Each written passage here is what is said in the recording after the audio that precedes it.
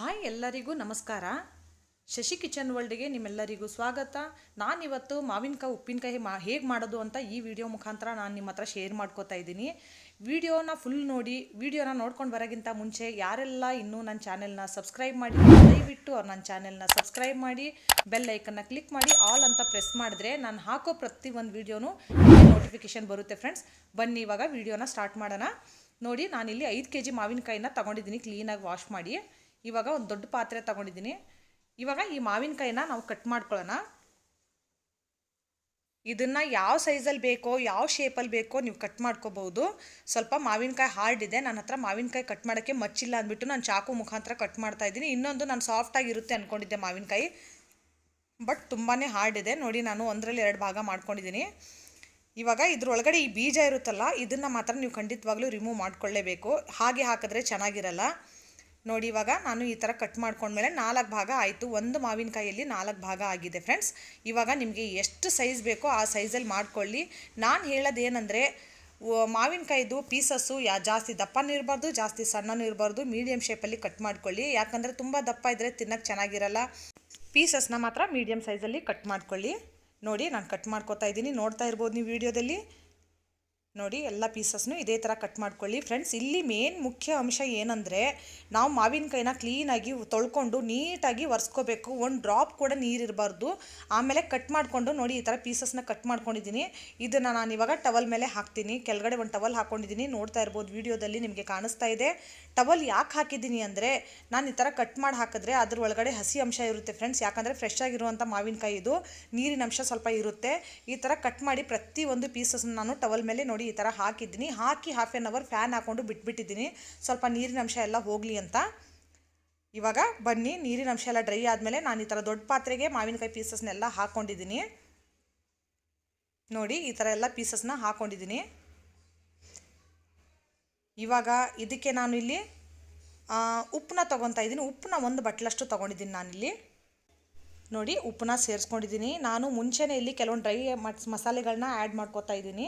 ಇವಾಗ ಉಪ್ಪು ಸೇರಿಸ್ಕೊಂಡಿದ್ದೀನಿ. ಉಪ್ಪು ಸೇರಿಸಿದ್ಮೇಲೆ ಇಲ್ಲಿ ನಾನು ಅಚ್ಚ ಖಾರದ ಪುಡಿನ ತೊಗೊತಾ ಇದ್ದೀನಿ. ಅಚ್ಚ ಖಾರದ ಪುಡಿನ ನಾನು ಪ್ಯಾಕೆಟ್ ಸಮೇತನೇ ಹಾಕಿದ್ದೀನಿ. ಯಾಕಂದರೆ ನಿಮಗೆ ತೋರಿಸೋಣ ಅಂತ. ನಾನು 100 ಗ್ರಾಮ್ ಪ್ಯಾಕೆಟಲ್ಲಿ ಒಂದು 100 ಗ್ರಾಮ್ ಪ್ಯಾಕೆಟು, ಆಮೇಲೆ ಒಂದು 50 ಗ್ರಾಮ್ ಪ್ಯಾಕೆಟು, ಅಂದರೆ 150 ಗ್ರಾಮ್ ಅಷ್ಟು ಅಚ್ಚ ಖಾರದ ಪುಡಿ ನಾನು ಬಳಸ್ಕೊಂಡಿದ್ದೀನಿ. ಇಲ್ಲಿ ನಿಮ್ಮ ಖಾರ ತಕ್ಕಂಗೆ ನೋಡ್ಕೊಂಡು ನೀವು ಹಾಕ್ಕೊಳ್ಳಿ. ಆಮೇಲೆ 1/2 ಬಾಟ್ಲಷ್ಟು ಅರಿಶಿನದ ಪುಡಿ.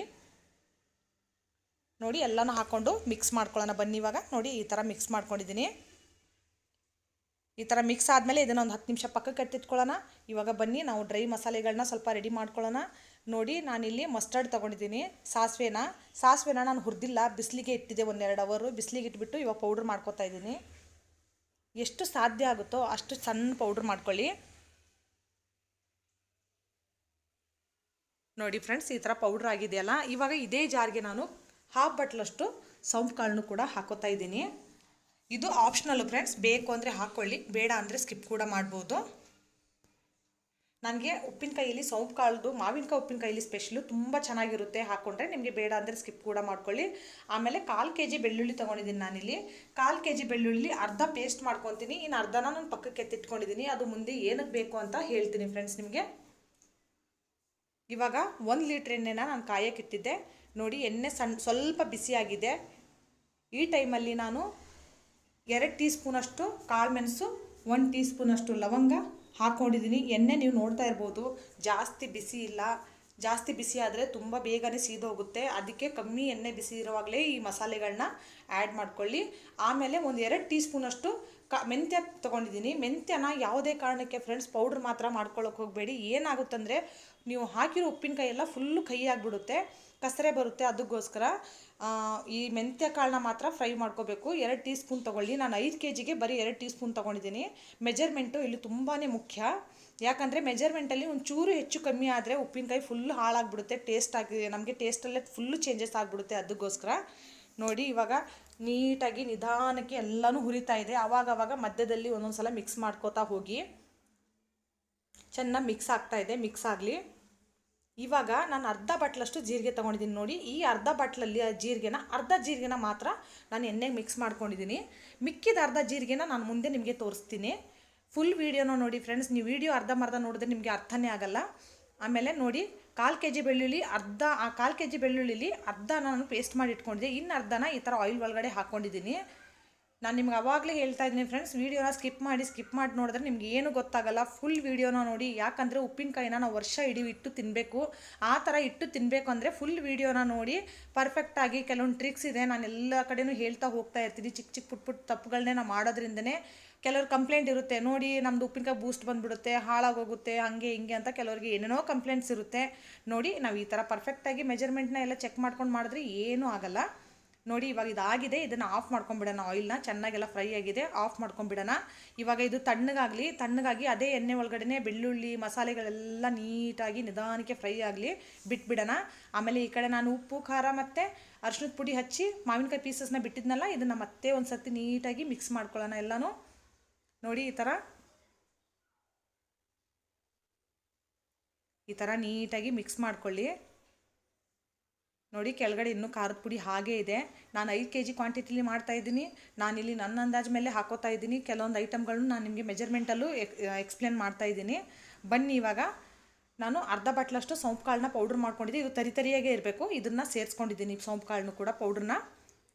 ಇವಾಗ ಏನಂತೀರ ಫ್ರೆಂಡ್ಸ್, ಇದಕ್ಕೆ ಸಾಸಿವೆ ಇರುತ್ತಲ್ಲ, ಸಾಸಿವೆದು ಪುಡಿ, ಇದನ್ನು ಕೂಡ ಒಂದು ಬಟ್ಲಷ್ಟು ನಾನು ರುಬ್ಬಿಟ್ಕೊಂಡಿದ್ದೆ. ಇದನ್ನು ಕೂಡ ಮಿಕ್ಸ್ ಮಾಡ್ಕೊಳ್ಳೋಣ. ಇವಾಗ ಸಾಸಿವೆ ಪುಡಿ ಎಲ್ಲ ನೀಟಾಗಿ ಹಾಕ್ಕೊಳ್ಳೋಣ.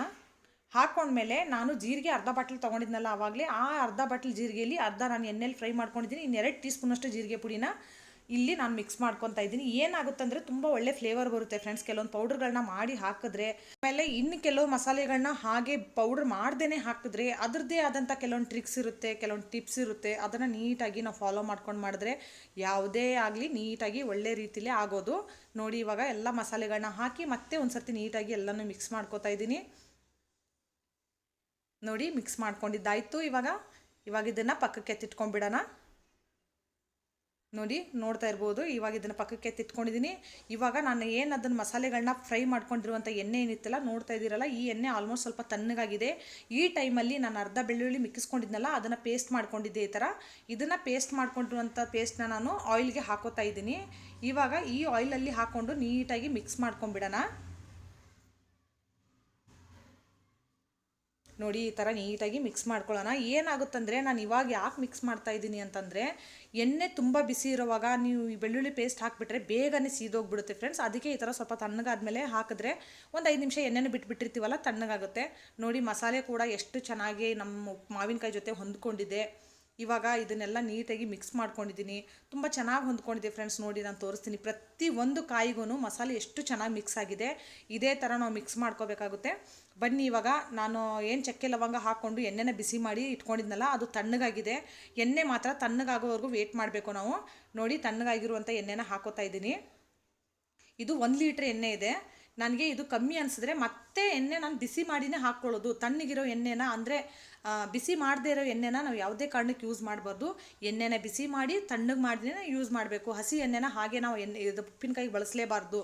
ಯಾಕಂದರೆ ಏನಾಗುತ್ತಂದರೆ ಬೇಗನೆ ಉಪ್ಪಿನಕಾಯಿ ಬೂಸ್ಟ್ ಬಂದುಬಿಡುತ್ತೆ. ಇದು ಮೇನ್ ನಾವು ಮಾವಿನಕಾಯಲ್ಲಿ ಉಪ್ಪಿನಕಾಯಿ ಹಾಕುವಾಗ ಕೆಲವೊಂದು ಇದು ಟಿಪ್ಸ್ ಇದೆ ಫ್ರೆಂಡ್ಸ್. ನಮ್ಮ ಅಜ್ಜಿದಿರೆಲ್ಲ ಇದೇ ಥರ ಮಾಡ್ತಾಯಿದ್ರು. ತುಂಬ ಪೇಷನ್ಸ್ ಕೆಲಸ ಇದು.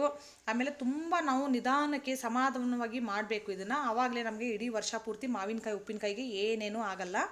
ನೋಡಿ ಎಣ್ಣೆ ಹಾಕಿದ್ಮೇಲೆ ಕಲರ್ ಹೆಂಗೆ ಚೇಂಜ್ ಆಗಿದೆ, ಮಿಕ್ಸ್ ಮಾಡ್ತಾ ಇದ್ದೀನಿ. ಎಷ್ಟು ಪರ್ಫೆಕ್ಟಾಗಿ ಕಲರ್ ಚೇಂಜ್ ಆಗಿದೆ. ಇದು ಇನ್ನೂ ನನಗೆ ಎಣ್ಣೆ ಕಮ್ಮಿ ಬಿದ್ದಿದೆ ಫ್ರೆಂಡ್ಸ್. ಇನ್ನೂ 1 ಲೀಟ್ರ್ ನಾನು ಎಣ್ಣೆ ಹಾಕಬೇಕು. ಇವಾಗ ನಾನು ಎಣ್ಣೆ ಇನ್ನೊಂದು ಲೀಟ್ರ್ ಬಿಸಿ ಮಾಡಿ ಇದಕ್ಕೆ ಮತ್ತೆ ಮಿಕ್ಸ್ ಮಾಡ್ಕೊತೀನಿ. ಇವಾಗ ಎಣ್ಣೆನ ನಾನು ಬಿಸಿ ಮಾಡೋಕ್ಕೆ ಇಟ್ಟಿದ್ದೀನಿ. ಎಣ್ಣೆ ಬಿಸಿಯಾಗಿ ತಣ್ಣಗಾಗಲಿ ಫ್ರೆಂಡ್ಸ್. ತಣ್ಣಗಾದ್ಮೇಲೆ ಮಿಕ್ಸ್ ಮಾಡ್ಕೋಬೇಕಾಗುತ್ತೆ, ಬಿಸಿ ಎಣ್ಣೆನ ಮಿಕ್ಸ್ ಮಾಡೋ ಹಾಗಿಲ್ಲ ಇದರಲ್ಲಿ. ಇವಾಗ ನೋಡಿ ನೀಟಾಗಿ ಯಾವ ಥರ ಮಿಕ್ಸ್ ಆಗ್ತಾಯಿದೆ, ಕಲರ್ ಕೂಡ ಯಾವ ಥರ ಚೇಂಜ್ ಆಗ್ತಾಯಿದೆ ಅಂತ ನೋಡ್ತಾ ಇರ್ಬೋದು ನೀವು. ನಾನು ಇವಾಗ ಕೈಯಿಂದ ನೀಟಾಗಿ ಮಿಕ್ಸ್ ಮಾಡ್ಕೋತಾ ಇದ್ದೀನಿ. ಯಾಕಂದರೆ ಕಡ್ಚಿಯಿಂದ ಅಷ್ಟೊಂದು ನೀಟಾಗಿ ಮಿಕ್ಸ್ ಆಗ್ತಾಯಿಲ್ಲ ಫ್ರೆಂಡ್ಸ್. ಕೈಯಿಂದನೇ ನೀಟಾಗಿ ಮಿಕ್ಸ್ ಮಾಡ್ಕೋಬೇಕಾಗುತ್ತೆ. ಬನ್ನಿ, ಇವಾಗ ಎಣ್ಣೆ ತಣ್ಣಗಾಗಿದೆ, ಅದನ್ನು ಕೂಡ ಮಿಕ್ಸ್ ಮಾಡ್ಕೋತೀನಿ. ನೋಡಿ ಎಣ್ಣೆ ಮಿಕ್ಸ್ ಮಾಡ್ಕೊಂಡ್ಮೇಲೆ ಕಲರ್ ಫುಲ್ಲು ಚೇಂಜ್ ಆಗಿದೆ ಫ್ರೆಂಡ್ಸ್. ನೋಡಿ ಇನ್ನೂ ಉಪ್ಪಿನಕಾಯಿ ಇವತ್ತೇ ಇನ್ನೂ ಹಾಕ್ತಾಯಿದ್ದೀನಿ. ಆಗಲೇ ಉಪ್ಪಿನಕಾಯಿ ಎಷ್ಟು ಯಮ್ಮಿಯಾಗಿ ಕಾಣಿಸ್ತಾ ಇದೆ, ಎಷ್ಟು ಚೆನ್ನಾಗಿದೆ ನೋಡ್ತಾ ಇರ್ಬೋದು ನೀವು. ಇದನ್ನು ನೀಟಾಗಿ ಮಿಕ್ಸ್ ಮಾಡ್ಕೊಂಡಿದ್ದಾಯ್ತು. ಇವಾಗ ಇದನ್ನು ಒಂದು ಏರ್ ಟೈಟ್ ಕಂಟೈನರ್ಗೆ ನಾವು ಟ್ರಾನ್ಸ್ಫರ್ ಮಾಡ್ಕೊಳ್ಳೋಣ. ಕಂಟೈನರ್ ಮಾತ್ರ ಕ್ಲೀನಾಗಿರಬೇಕು, ಆಮೇಲೆ ಡ್ರೈ ಆಗಿರಬೇಕು. ಒಂಚೂರು ಕೂಡ ಒಳಗಡೆ ಡಸ್ಟ್ ಆಗಲಿ ನೀರಾಗಲಿ ಇರಬಾರ್ದು. ನೋಡಿ ಕಂಟೈನರೆಲ್ಲ ಫುಲ್ಲು ತುಂಬಿಸ್ಕೊತಾ ಇದ್ದೀನಿ. ಇದನ್ನು ಕಂಟೈನರ್ನ ತುಂಬಿಸಿ 4 ದಿನದವರೆಗೂ ನಾವು ಟಚ್ ಮಾಡಲೇಬಾರ್ದು ಇದನ್ನು. ನೋಡಿ ಇವಾಗ ಮುಚ್ಚಿ ನಾನು 4 ದಿನ ಇಟ್ಬಿಡ್ತೀನಿ ಇದನ್ನು. ಇವಾಗ 4 ದಿನ ಆದಮೇಲೆ ತಿರ್ಗಾ ನಾನು ಓಪನ್ ಮಾಡಿ ನೋಡ್ತೀನಿ, ಬನ್ನಿ ಹೇಗಿದೆ ಅಂತ ನೋಡ್ಕೊಂಡು ಬರೋಣ ಬನ್ನಿ. ನೋಡಿ ಫ್ರೆಂಡ್ಸ್, 4 ದಿನದ ಹಿಂದೆ ಉಪ್ಪಿನಕಾಯಿ ಫುಲ್ ಮಸಾಲೆ ಎಲ್ಲ ಮೇಲೆ ಇತ್ತು. ಇವಾಗ 4 ದಿನ ಆದಮೇಲೆ ಕ್ಯಾಪ್ ಓಪನ್ ಮಾಡಿ ನೋಡಿದ್ರೆ ನೋಡಿ ಯಾವ ಥರ ಮಿಕ್ಸ್ ಆಗಿದೆ ಉಪ್ಪಿನಕಾಯಿ. ಎಣ್ಣೆ ಎಲ್ಲ ಮೇಲೆ ಬಂದಿದೆ, ಎಷ್ಟು ಚೆನ್ನಾಗಿ ಅದ್ಭುತವಾಗಿ ಮಿಕ್ಸ್ ಆಗಿದೆ. ಉಪ್ಪಿನಕಾಯಿಗೆಲ್ಲ ಮಸಾಲೆನೂ ನೀಟಾಗಿ ಹೊಂದ್ಕೊಂಡಿದೆ, ನೋಡ್ತಾ ಇರ್ಬೋದು. ಇವಾಗ ನಿಮ್ಗೆ ಹತ್ತಿರದಿಂದ ನಾನು ಉಪ್ಪಿನಕಾಯಿನ ಝೂಮ್ ಮಾಡಿ ತೋರಿಸ್ತೀನಿ ನೋಡಿ ಫ್ರೆಂಡ್ಸ್. ನೋಡಿ ಯಾವ ಥರ ಇದೆ, ಪ್ರತಿಯೊಂದು ಅಗಳು ಕೂಡ ಉಪ್ಪಿನಕಾಯಿ ಜೊತೆ ನೀಟಾಗಿ ಪರ್ಫೆಕ್ಟಾಗಿ ಹೊಂದ್ಕೊಂಡಿದೆ ಫ್ರೆಂಡ್ಸ್. ಇದೇ ಥರ ಆಗಬೇಕು. ನೋಡಿ ಎಷ್ಟು ಈಸಿ ಇದೆ ಉಪ್ಪಿನಕಾಯಿ ಮಾಡೋದು. ನಿಮಗೆ ಈ ರೆಸಿಪಿ ನಂದು ಇಷ್ಟ ಆದರೆ, ಉಪ್ಪಿನಕಾಯಿ ಮಾಡೋದು ತುಂಬಾ ಸುಲಭ, ನೋಡ್ಕೊಂಡು ಬಂದ್ರಿ. ಇವಾಗ ಈ ನನ್ನ ರೆಸಿಪಿ ನಿಮಗೆ ಏನಾದರೂ ಇಷ್ಟ ಆದರೆ ನಿಮ್ಮ ಫ್ಯಾಮಿಲಿ ಫ್ರೆಂಡ್ಸ್ ಜೊತೆ ಶೇರ್ ಮಾಡೋದನ್ನು ಮರಿಬೇಡಿ ಫ್ರೆಂಡ್ಸ್. ಇವಾಗ ನೋಡಿದ್ರಲ್ಲ, ಯಾರು ಬೇಕಾದರೂ ಉಪ್ಪಿನಕಾಯಿನ ತುಂಬ ಈಸಿಯಾಗಿ ಮಾಡ್ಕೋಬೋದು. ರೆಸಿಪಿ ಇಷ್ಟ ಆದರೆ ಲೈಕ್ ಮಾಡೋದನ್ನು ಮರಿಬೇಡಿ. Thank you for watching.